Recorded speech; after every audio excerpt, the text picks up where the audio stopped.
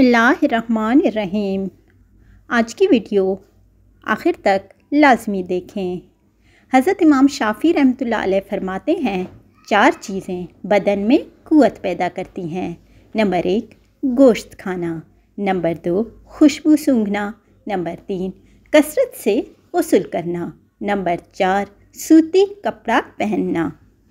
4 चीज़ें नज़र को तेज़ करती हैं। नंबर 1 खाना काबा के सामने बैठना, नंबर 2 सोते वक्त सुरमा लगाना, नंबर 3 सब्ज़ाजार की तरफ देखना, नंबर 4 साफ़ जगह बैठना। 4 चीज़ें अक़ल को बढ़ाती हैं। नंबर 1 फ़ुज़ूल कलाम तर्क करना, नंबर 2 मिसवाक करना, नंबर 3 सालिहीन की मजलिस में बैठना, मतलब कि नेक लोगों की, नंबर 4 उलमा कराम की सोहबत इख्तियार करना। 4 चीज़ें रिज़्क़ को बढ़ाती हैं।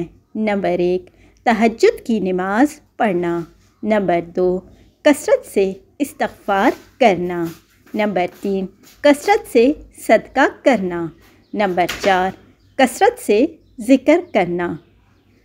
वीडियो अच्छी लगे तो इसे लाइक करें और दोस्तों के साथ लाजमी शेयर करें। अल्लाह ताला आपका हामी व नासिर हो। आमीन।